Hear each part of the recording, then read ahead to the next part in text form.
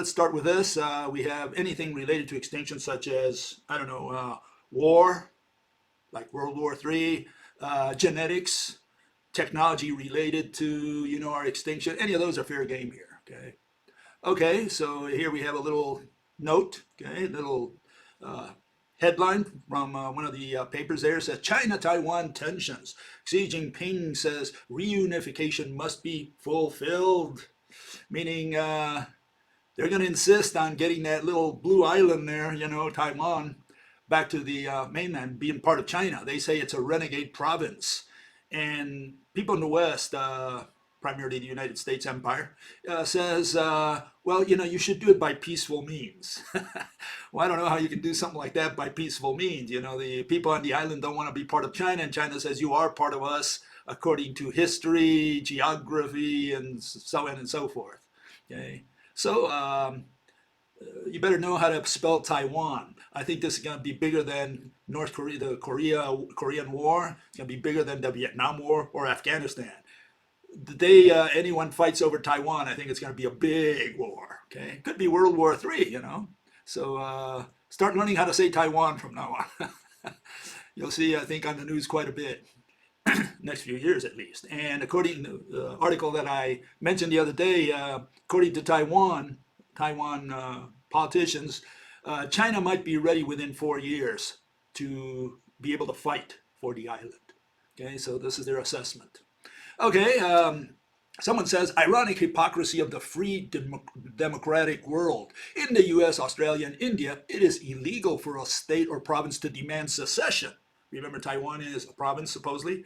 But these countries host and promote separatist leaders from other countries. One thing I learned by being in politics for so long is that, there's idealism, a lot of idealism. And I was an idealist, and people typically are idealists when they're in their 20s. We're all hotheads. We think we can conquer the world. We're all Alexander the Great. And with time, you learn what I learned, at least. I don't know if you learned the same lesson, but I learned that there is no justice out there. Okay? There is no ideal world. All we have is the world we have due to the fact that, interests clash. And there's a difference between what should happen in the world, what is, you could say, rational, logical, the way man should live. We should all be equal. We should all have, there shouldn't be any people starving, for example, et cetera, et cetera, et cetera. You get the idea. That world doesn't exist. It never existed. Never happened. Okay?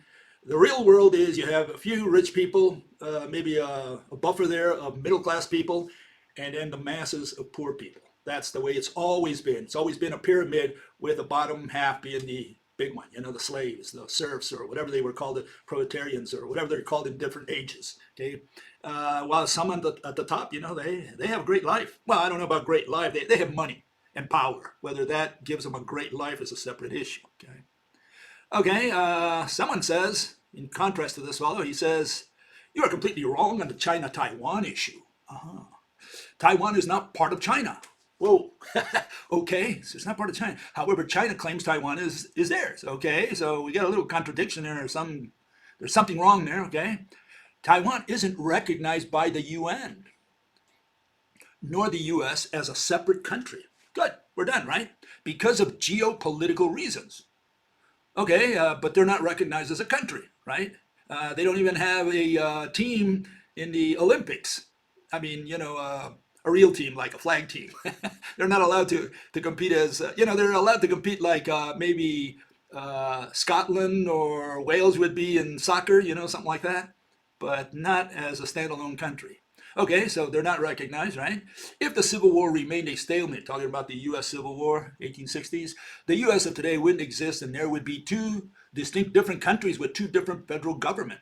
Okay, yeah, one thing people, I don't know if everybody understands that England, Great Britain, was not a friend of the United States in all of the, I'd say, all of, maybe I'm wrong by a couple of years, all of the 19th century, let alone the 18th century after the United States did its revolution. The United States was an enemy of England. England was an enemy of the United States. And England, went on the side of the South, to try to separate the two pieces of land. They, divide to conquer. and they weren't successful. The South lost, and even the War of 1812. Great Britain went in there to see if they could reconquer the territory, and they didn't do so well. Okay, so England was an enemy of the United States throughout the 19th century. Hard to believe, right? Because with the turn of the century, World War I, and so on, things changed completely around. And today they're great friends. And I guess all I can say on that is what Calvin Coolidge once said. He says, "The United States does not have permanent friends. The United States has permanent interests. So do not be surprised if the United States stabs a friendly country tomorrow in the back." Okay? It always happened not only with the United States. All empires did that. All countries do that. Politicians do whatever they need to do at whatever time they need to do it. And so that's when you got to get rid of these idealistic notions.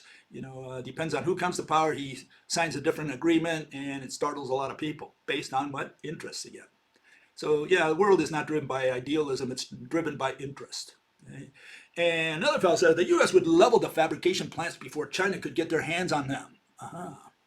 It could happen in reverse, right? I mean, maybe Russia, now that it's got this submarine I talked about the other day that launches missiles 1,000 kilometers from a submarine, can launch a nuclear missile.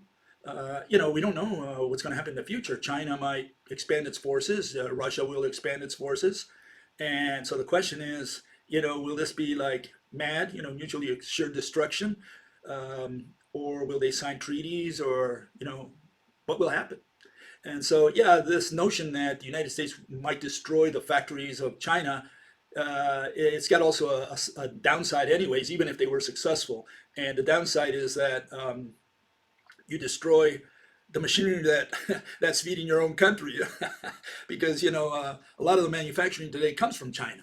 And so if you kill the corporations, assuming that's the case, you drop a whole bunch of bombs and destroy all the manufacturing, well, it's like shooting yourself in the foot today. Today it's a very different world than it was 100 years ago. Okay, commerce is very important, international commerce. And so you can't just go in there and bomb places because all you're doing is hurting your own economy. And the question is, what if you bomb a little too much and then we can't recover? Then it's like a Pyrrhic victory. You shot yourself in the foot again. Okay, talking about war, a fella says, there will be a fourth world war, but with stones and sticks. Yeah, Einstein said that, right? Says, I don't know with what weapons World War III will be fought, but World War IV will be fought with sticks and stones. The only thing intelligent that Einstein said in his whole life. And World War III is easy. It's nukes, okay? I mean, assuming that they can limit it to conventional weapons, which I doubt very much. When politicians are angry and they fear that they're going to be overthrown and even their populations are going to kill them, they're just going to throw all the bombs. So I doubt that you can stop today at conventional weapons. Okay, talking about weapons. Here we have Mr. Putin. And apparently the West is a little worried about him.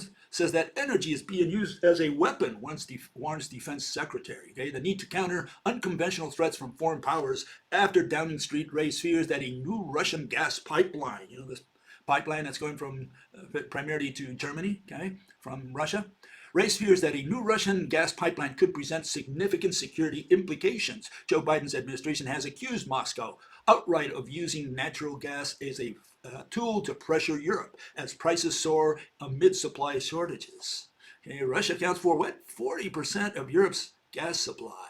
Okay, so this there was a first pipeline, there's a second pipeline. They're a little worried about that because it gives Russia, whoever the next rulers are, if Putin doesn't stay till he's 100, it gives him a lot of leverage over Europe. And Europe is supposedly a friend of the United States, both militarily and economically, and that might change the balance of power. Some of the countries might be pressured, some of the politicians really of different countries might be pressured to go to the other side. Okay, it's happened in history before, so don't put it off like it's never going to happen. Yeah, it might happen. Okay, anything is possible.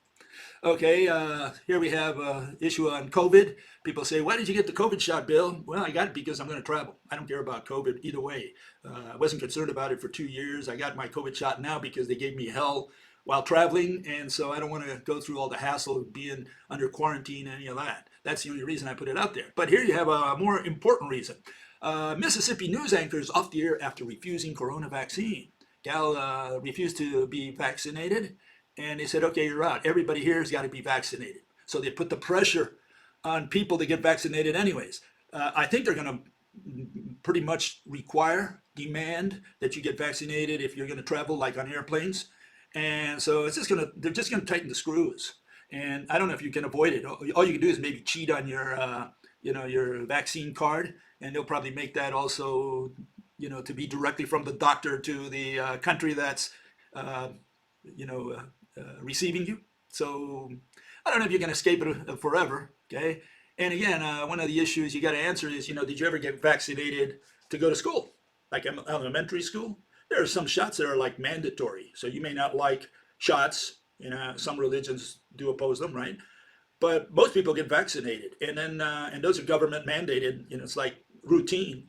And why would you care about getting another vaccine like COVID? And again, I'm not vouching for the this COVID vaccine. I don't care about it. I don't even know if it's good or bad. I really don't know, because I'm ignorant totally on that subject matter. I understand the theory, antibodies, but I don't know if it's real or not. I suspect it's real, but I don't know. And it's a subject that I care in the least. I don't care about it at all. But see, this lady lost her job because she stood by her guns. Okay? And here's another lady that stood a little more by her guns. She might lose her life. Colorado woman who won't get vaccinated denied transplant. Doctor said they wouldn't give her a kidney transplant unless she got vaccinated. And she's a religious Christian, born-again Christian, says, my religion forbids it. And they say, okay, choose between your religion and your operation. Okay, so yeah, they're putting the pressure on people out there. Okay, so it's up to you to decide whether you want to fight City Hall or, leave a peaceful life. Now, at my age, I don't have much to worry about. I'm almost 70, so I'm not worried about, if I have to die, instead of dying at the age of 80, I die at 75 or whatever. Yeah, that's life. I've lived my life pretty much. Other people have different situations. You're 20 years old, well, you might think in a different way. And if you work around lots of people, you also might think differently than the person who's at home, home office or whatever, or unemployed. So, there are different situations. Not everybody can say the same thing about the vaccine, right? Okay, Paul says, proof that the conventional mainstream medicine is wrong and that Dr. Weber's theory based on observation is correct. Cancer is caused by microparasites. Okay, I did not go to he put a link. I didn't go to the link because, again, it's a subject matter that doesn't interest me in the least. Now, keep in mind, in this channel, we don't care about disease because we don't think disease has anything at all to do with extinction. Never caused the extinction of a single species on Earth. And again, people might say, well, how about this animal here, this species that died because of a disease? Well, yeah, if you got the last 100 individuals and they caught a disease, maybe they all died because of that disease. That's not what led them to extinction. And again, I use that analogy of the 5 Neanderthals. These are the last 5 Neanderthals in a cave. They're playing poker, and it turns out a big boulder falls and kills all 5 of them. We find them, we discover that they were the last 5 Neanderthals. We do a carbon-14 test or whatever. And we say, oh, they died. So, they died because, how did the Neanderthals become extinct? They became extinct because a boulder fell on their heads. No, they became extinct. What you got to answer there is, how did we end up with 5 Neanderthals? That's the mechanism of extinction, not the fact that a boulder just by chance fell in the last 5. Same with disease. You can't say that the disease killed the last 100. Yeah, that could have been true. That's not what led the species to end up with 100. That's the real mechanism of extinction that you got to discover. Okay, we had some people worried about women catching up with us. There are men who are worried about women. We have this world in which women are being masculinized and men are more feminized. And here we have these 3 fellows. One says, women are gaining on men physically, going to catch up to men as an overall species. What is implied is that in that thinking is that men are no longer achieving and gaining for them to catch up. Really, what you see on the bottom, it's not that men are not progressing. It's that the distances between men and men of the past is not as wide as the distance between women. Women are catching up to men. in many of the records, weightlifting, right, and I'm talking about the tough sports, we'll call them, okay? Weightlifting, wrestling, boxing, even soccer and lesser dangerous sports. Women are getting into all these sports. And the question is, they're catching up. In other words, they're fighting and fighting better. They're running and running better. They're lifting and lifting better. And their progress has been much faster in the last maybe 50 years than the advancements among men. And so this is the issue. The issue is that they're catching up, at least in that sense. Will they ever catch up to be exactly like men? Will women and men of the same weight category, for example, boxing or any other sport, will be the same? Okay.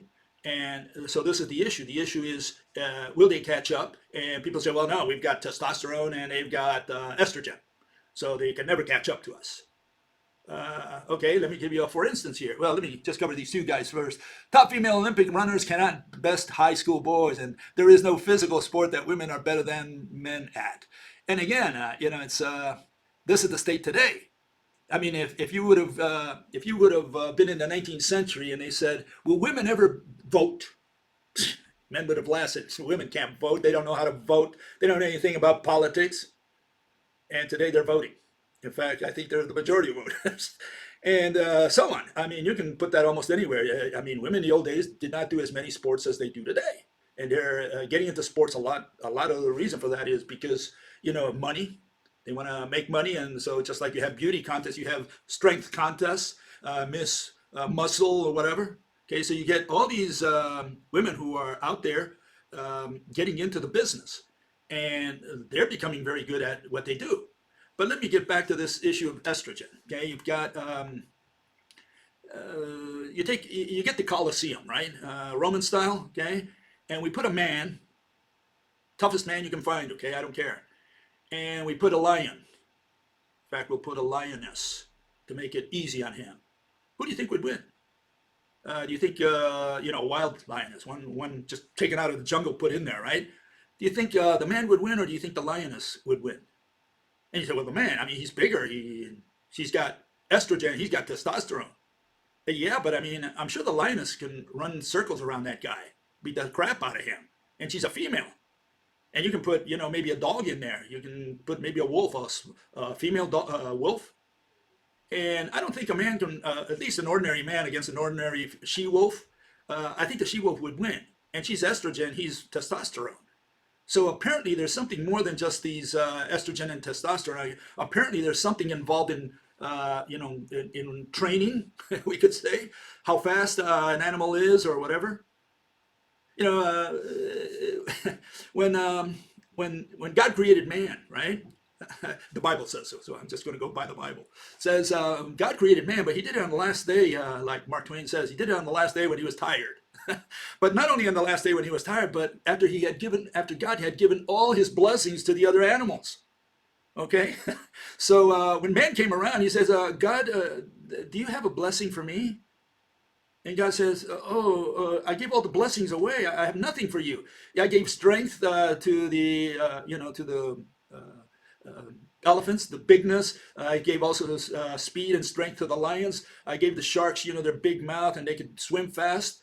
I gave the eagles, ability to fly. And, I have no blessings to give you. More or less like Isaac, when Jacob came around, he gave the big blessing to Jacob. And when Esau came around, says, Dad, you got anything for me? After he's given all his blessings to the second born son. And his father said, yeah, I do have some blessing for you. You're going to be your brother's slave. That was the blessing he gave him. And the same with man. Man goes to God and says, you have any blessings left for me? And he said, well, I can't give you speed or strength because I've given all that away. What I'm going to give you is smarts and maybe dexterity. That's all I got left in the box. Okay. So man came around and eventually found out that, all these blessings were pretty good. In fact, they were maybe more powerful than, the speed, the strength that other animals had. And so man, created cars and says, I can run faster than a deer. And he created a submarine. And he says, I can go faster than a shark underwater. And I'm bigger, I'm not as big as an elephant, but I can build things bigger than him. And I can fly higher than an eagle. All his arrogance went to his head. And so man got the idea that he could also, avoid extinction, avoid death. And that he was maybe like the God that created him, immortal. And so, yeah, we kind of get this idea that we're not an animal out there. But you have all these animals in the wild, and they learn to, by their very nature and their genes, etc., they learn to run fast and protect themselves, and they know how to live in the wild. And we are not used to any of that. And so they put a man against almost any medium-sized to large animal out there, and he will lose. And so it's not about estrogen or testosterone. It's got to do a lot with training, speed, a lot of stuff. And there are women which are very fast.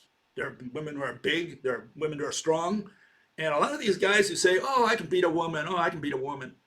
Yeah, I want to see you. Yeah, like I said the other day, I want to put any of you guys with Ronda Rousey out there in the ring and she'll mop the floor with you. Okay, my money's on her. And after she breaks a couple of your bones and puts a leg twist, a scissor on your neck, and leaves you there, on the floor, asking, crying uncle. She probably stands up and just smirks at you and says, "Oh, by the way, here's my phone number if you want to meet me again." Okay.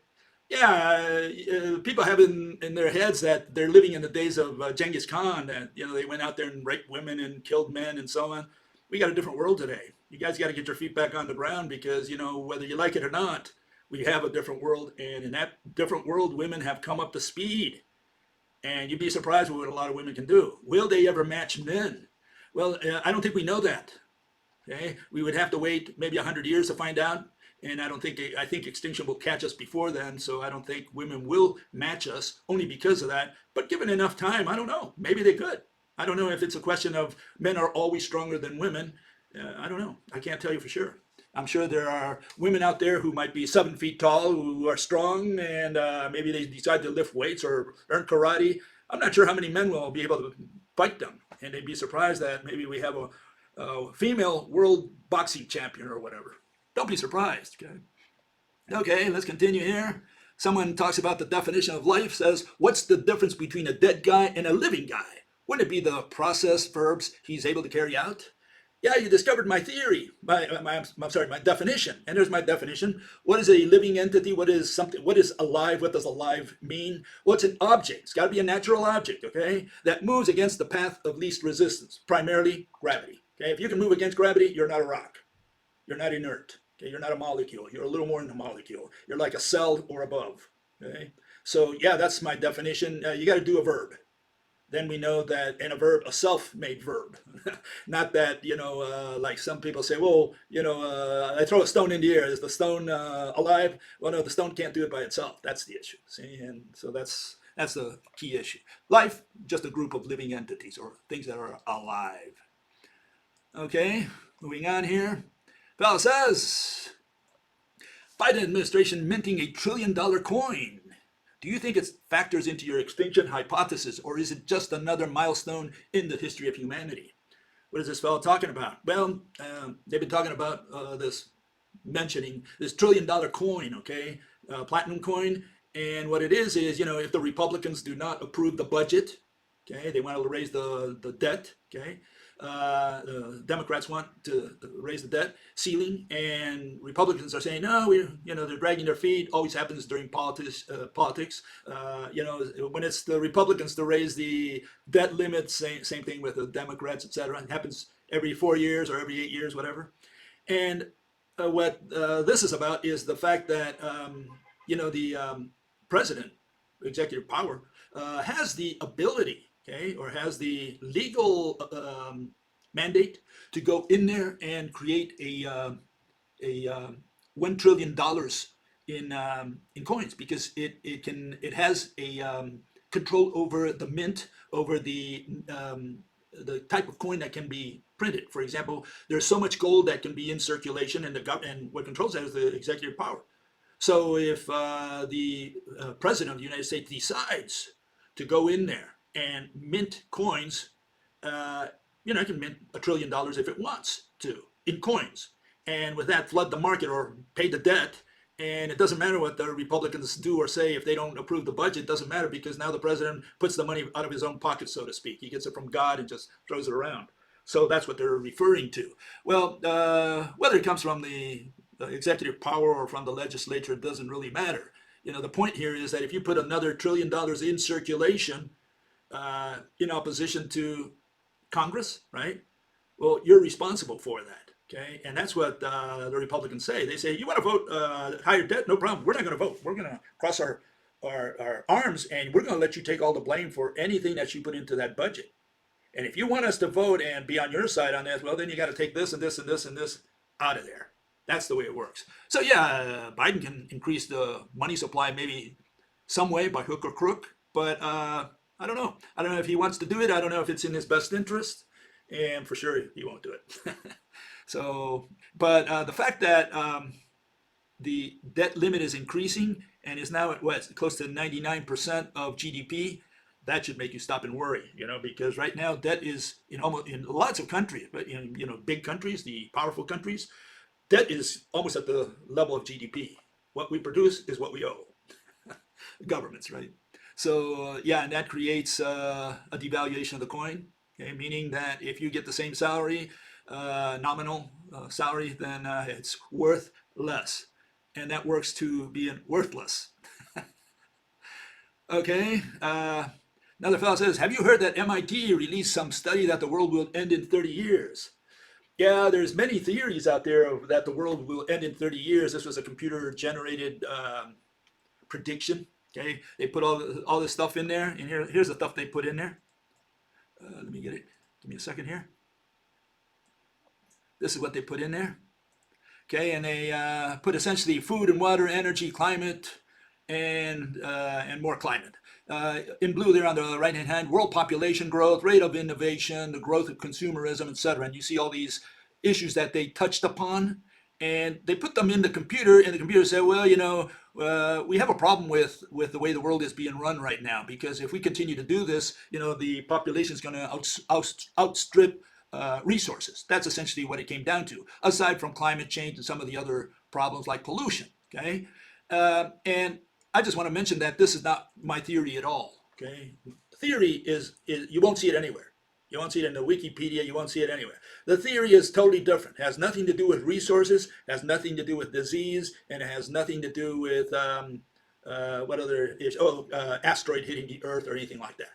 Okay, it's got to do with one thing and one thing only. And it's what caused all mass extinctions in the past. Okay, this is the theory. The theory that all mass extinctions happened in the same way, and they happened when food was no more. Okay, that's how animals in the past died. So there was no asteroid hit 65 million years ago that killed the dinosaurs. There were no methane seeping out of the ground in the Permian. There was no supernova in the Ordovician. None of that happened. What happened was the same thing over and over, the cookie cutter that Mother Nature uses for mass extinctions, and that's the elimination of food. Why does food get eliminated? Because after millions of years, the plants lose their genetic diversity and they die. Ferns died, conifers rose.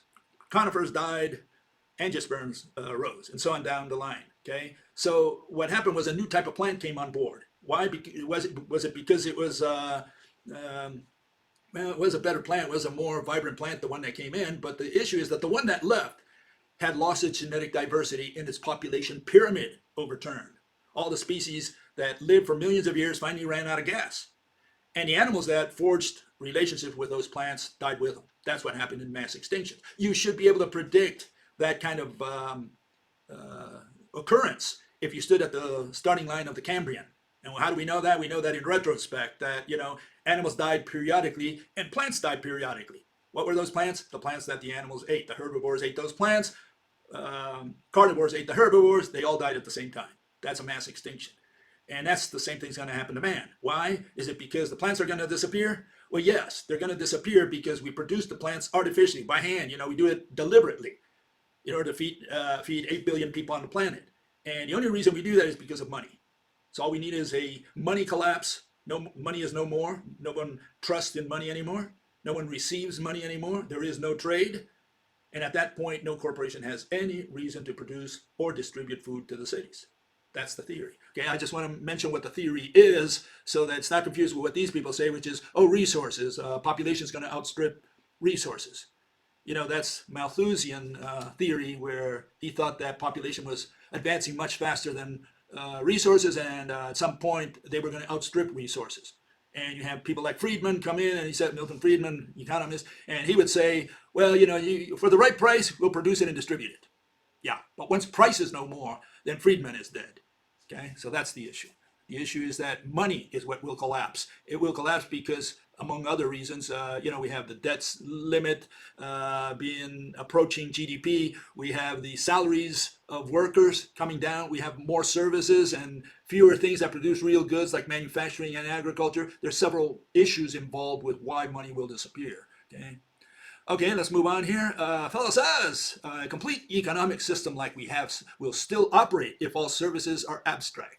Yeah, services are abstract, and we're just moving our hands around and passing money around. And the only real goods coming out of manufacturing, maybe construction and agriculture, those are the things that produce real items. If you're God and you're looking at the earth from above, what you see is what exists. And what exists are the roads, the houses, the boats, the cars, the fields of corn. That exists. That we can see, we can touch. But services, I sing, I have insurance, I trade in Bitcoin. That doesn't exist. There's nothing there. All we're doing is passing money around. Okay, and then from that we buy things that are real. And so the problem right now is what's growing is services, especially internet services, and what's being crushed out of existence is agriculture. Has already almost gone. It's only about 1% of GDP in almost any country or of labor, advanced nations. And in the case of manufacturing, again, advanced nations maybe have 15% or thereabouts. So that's the problem. But if a fellow says abstract, existing in thought or as an idea, but not having a physical or concrete existence. Yeah, so there's no real existence in services. Services is unemployment. It's just masked unemployment. And so here's my answer to that. Service economy is 100% trade. That's what services is, just trade. Trade is equal to trust. Okay, you can't trade without trust. You don't have trade in the jungle out there. Lions don't trade with hyenas, etc. I can go through a whole bunch of animals. They don't trade. There's no trade in the jungle. Okay, and humans didn't trade when they were in the jungle, in the forest. Okay, they didn't trade. Hunter-gathering was a personal thing. Okay, and all the way to subsistence agriculture, it was always self-sustaining. Okay, self-sufficiency. So self-sufficiency is not equal to service economy or trade. Okay, there is no trade in self-sufficient economy. And anyways, would you trade food for a song or for insurance or whatever?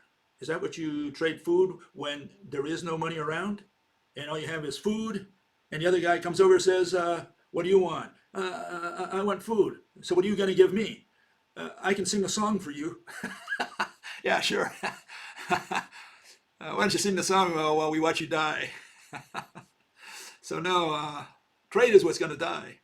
Okay, anyways, you got to tell me the following here. We have spent 200,000 years perhaps as hunter-gatherers, maybe 10,000 years as farmers, 200 years, 300 years as industry, since the Industrial Revolution, we have manufacturing.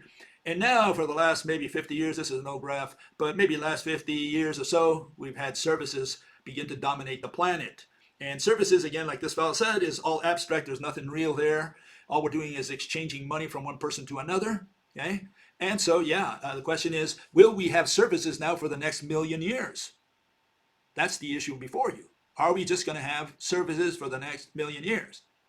Okay, that's the question for you. And hopefully you don't say yes.